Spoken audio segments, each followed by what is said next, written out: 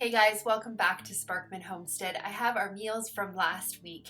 Now last week was a super chilly week, so I was really getting into a lot of warm crock pot meals and a lot of soups. I love cooking these types of meals because they are so easy to make. So the very first meal we are going to make is a potato soup. This is our most favorite soup. We love this soup so much. I believe I actually have another video showing you guys how I made this soup or how I make it, but I thought I would give you a new refresher because there is quite a bit of new subscribers on here, and this is such a good recipe. I just love sharing it with everybody. So we're gonna get started by taking 2.5 pounds of potatoes, approximately 6 large ones. We're just gonna peel them and just dice them into about 1-inch cubes, and I like to just kind of get everything pre-prepped ahead of time just so that it can make everything kind of run smoothly when I need to add it. To a stock pot on the stovetop, I'm going to take about 3 to 4 tablespoons of a salted butter, and we're just going to melt that, and then we're going to slowly whisk in 1/3 of an all-purpose flour. Once you get that whisked in, just whisk it for a little bit just until it removes that kind of flour smell and it starts smelling really nice and nutty. Once you get to that point, you're going to whisk in 4 cups of chicken broth and then 2 cups of just a milk. I used a whole milk, and then 2/3 cup of a heavy cream. Then you're going to add to taste some granulated garlic and granulated onion. I do not know how to say that correctly, and I'm really working on it because I realize I'm giving you guys directions and I really need to work on my pronunciation of certain words. I usually call it granulated, so if you hear me say that, I just mean granulated. I just thought I would say that because I've got a couple of comments about it in some of my videos. So anyways, you're going to add some salt to taste. I added a little bit more because my broth was unsalted. And then you're going to add 1 teaspoon of black pepper, 1/2 teaspoon of smoked paprika, 1/8 teaspoon of cayenne pepper. You're going to add your potatoes in at this point, and you're going to bring it to a boil. You're going to cook it until the potatoes are tender when pierced with a fork. Usually takes about 10 minutes, so that's why I was setting my timer for that. After that is done, you're going to reduce to a simmer, and then you're going to take it off of the heat. I strongly recommend taking it off of the heat to do that. You are going to immersion blend it. If you don't have an immersion blender, you could definitely take this and put it in a blender and just lightly blend it. You want to actually leave some of those potatoes whole. Once you get it pureed to your desired thickness, like you don't have to leave the potatoes whole at all. If you want it completely creamy, then mash it all up. But we like to have a little bit of potato in there. You're going to add in some sour cream, and you are going to add in 2/3 cup of sour cream to this. And then also you're going to add in some bacon. I pre-cooked about 6 slices of bacon and just chopped them up and then added them to the soup. You're going to stir well, and then you're going to allow that soup to simmer for an additional 15 minutes. I also like to come in and add a little bit more seasonings. If it needs more salt, I'll add it at that point as well. But there it is, such a delicious, amazing meal. The next meal is going to be a slow cooker meal, and it is a slow cooker Cajun chicken Alfredo. This recipe turned out really, really good. It actually turned out a little bit better than I was expecting it to. I did make a couple of modifications to it like I normally do. So what I'm doing here is I'm taking 1 pound of smoked sausage, and I'm just cutting it into 1-inch pieces. I just used a kielbasa that I purchased from Costco, and it worked really, really well in this. Then you take 1 pound of chicken breast. In this case, I'm actually using a turkey breast in this. We have so much turkey right now in our freezer because we processed them a couple months ago that any slow cooker recipe I'm trying to use the turkey for because it does better in the slow cooker type recipes than me just frying it up. We're going to use turkey breast in here. So I'm seasoning the turkey breast with a little bit of garlic powder, some salt and pepper, and I'm just seasoning both sides of them. So what I'm going to do is just take this turkey breast and lightly sear it on both sides of the breast over a high heat. I'm not cooking the turkey breast, I'm just getting a nice kind of brown coating on it. Then I'm going to add it to my crock pot, and I'm going to also add that sausage that we pre-diced up into that crock pot as well. The recipe suggests to add 3 cups of a heavy cream. I didn't have cream, so what I ended up using was just a regular whole milk. My whole milk is a raw whole milk, so it does have the cream still in it. You want to add 4 cups of a low sodium chicken broth. I think it suggests low sodium because you are using a Cajun seasoning in this, and usually Cajun seasonings tend to be a little bit more saltier. Then you're going to add 2 cloves of garlic. I just use the pre-minced stuff, 4 tablespoons of butter, and then 2 tablespoons of a Cajun seasoning. You're just gonna stir that all together. Now my Cajun seasoning was a homemade one. I make a homemade version because I find that the store-bought ones have way too much salt in them. So I came in and just added a little bit of salt and pepper just to taste, because I knew that my chicken stock that I used, and I used a little bit of turkey stock also in this just to kind of bump up the turkey taste. I knew it was unsalted, so I needed to add a little bit more. So you're gonna put this on low and you are going to cook for 4 hours. You have an option also if you want to cook it on high. It only will take about 2 to 3 hours. You want to cook it until the chicken reaches approximately 165.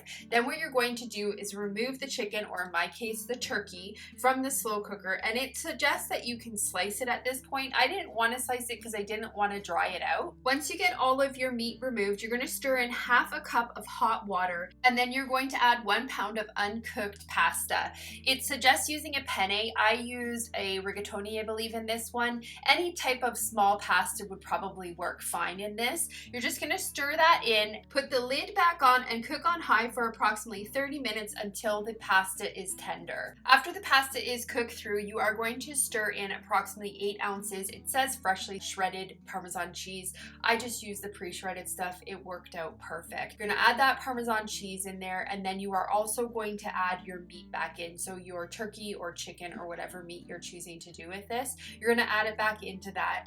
At that point, you're going to season it additional with salt and pepper if you feel it needs it. I thought mine was fine because I added it already a little bit before.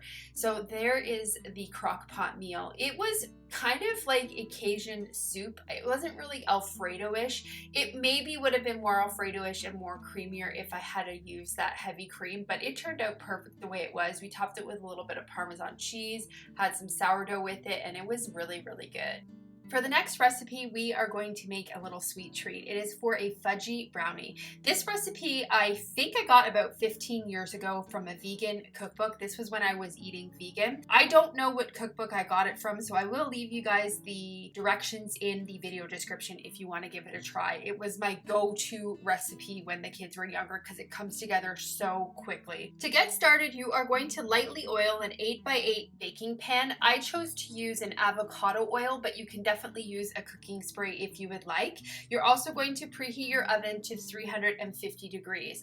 In a large bowl, you are going to add 1 cup of sugar, 1 cup of all-purpose flour, 1/3 cup of an unsweetened cocoa powder, half a teaspoon of baking powder, 1/4 teaspoon of non-iodine salt. This is optional. You don't need to add the salt if you don't want to. What you're going to do once you get those all added in, you're just going to whisk it together. I would definitely recommend maybe sifting this because my cocoa powder was really clumpy, and so I had to whisk it for a while. Then you're going to add your wet ingredients. So it is 1/4 cup of oil. I chose to use an avocado oil. Then 1/3 cup of water, but I chose to up the ante a little bit, and I actually used chocolate milk in it, which made it amazing. Then you're going to add 1 egg. The recipe called to use 1 tablespoon of ground flaxseed if you do not want to use the egg or if you don't have it available. And then it also says optional half a teaspoon of vanilla. Of course I use vanilla. It is amazing in any baked good. So you're going to whisk that together, but you are not going to overmix it. You just really just want to get it incorporated. I chose to add walnuts to this, so I added 1/3 cup of a rough chopped walnut. Gonna lightly stir those in. Again, we do not want to overmix it. Brownies, that is like the key to having the best brownies, is not to overmix it.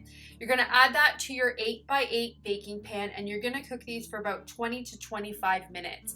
I don't like a cake-like batter. I really like a chewy, almost undercooked brownie. So I pulled them right at the 25 minutes and they were perfect. I chose to top them with a little bit of whipped cream and raspberry jam, and this was a really, really good dessert on this night.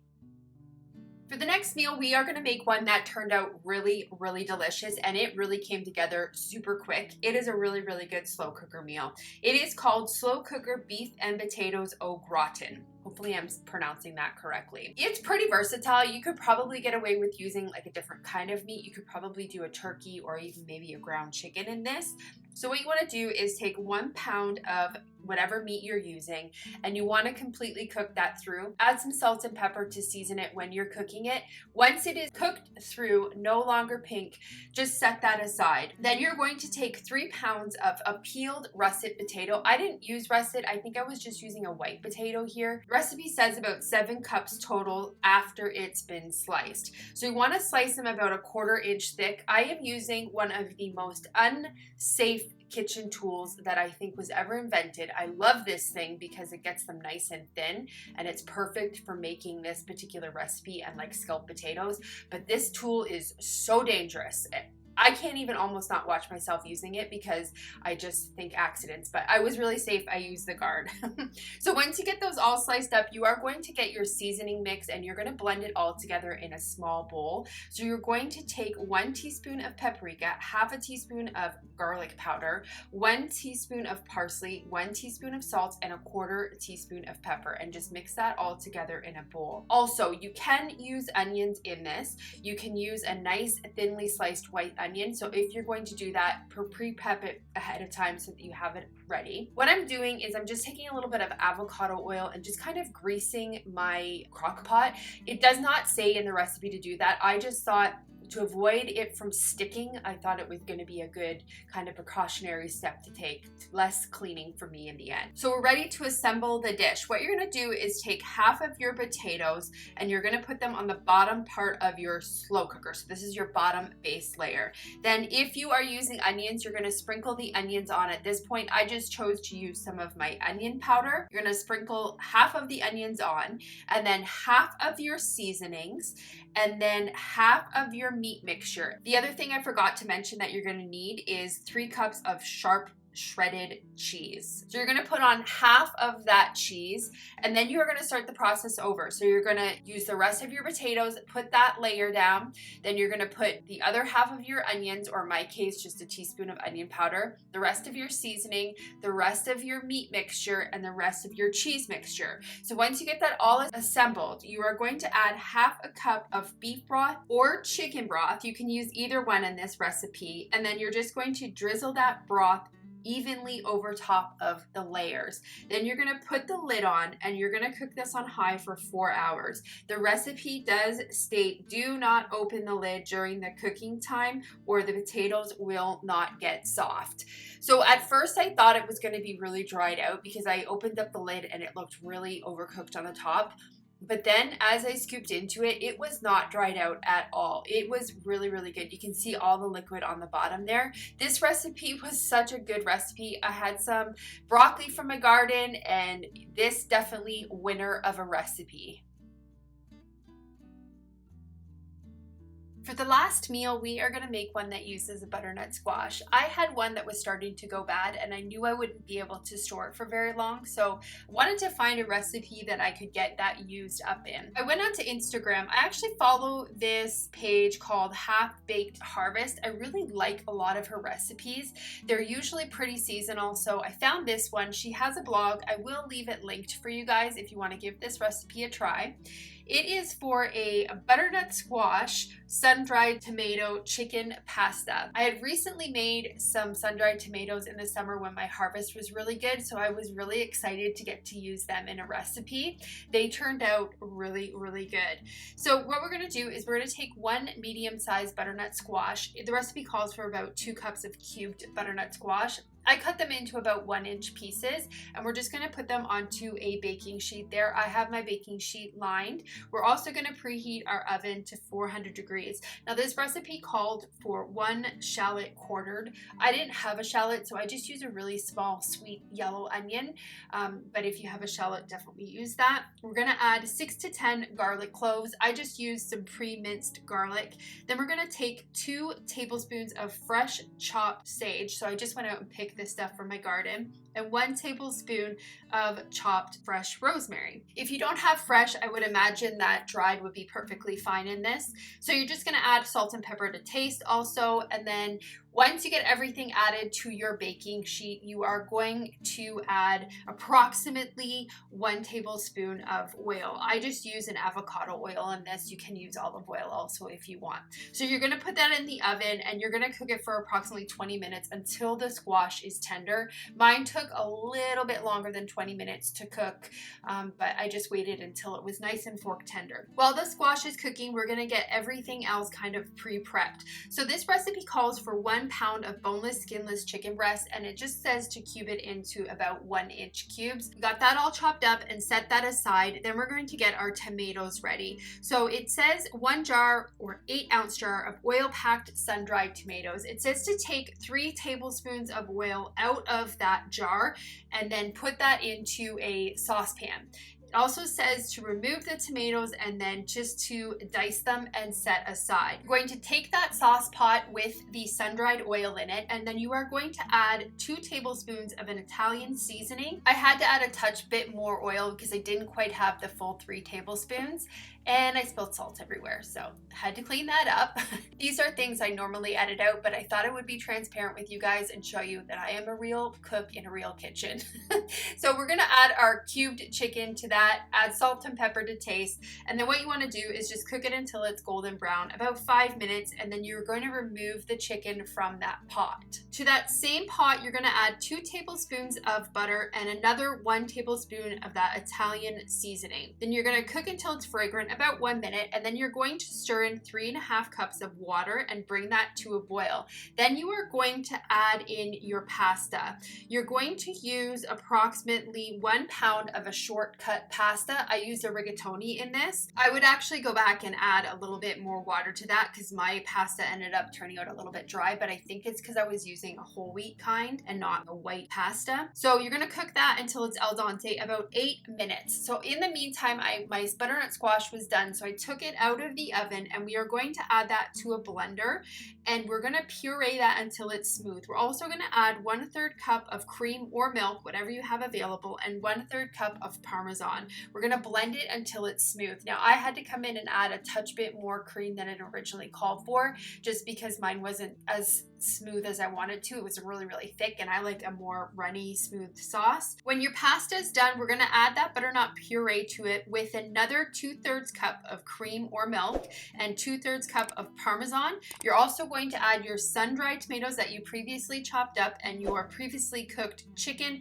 with any of the juices that were in that bowl. You're going to stir that all together, and then it says to top with some Parmesan and basil. Overall, I was pretty happy with how it turned out. It was a good use of a butternut squash. So that is the last meal on this video. I hope you guys enjoyed it. Like I always say, I hope I gave you a little bit of meal inspiration for your upcoming week of meals. Thank you guys so much for watching, and I hope you have a great day or night whenever you're watching this, and I will see you on the next video. Bye guys.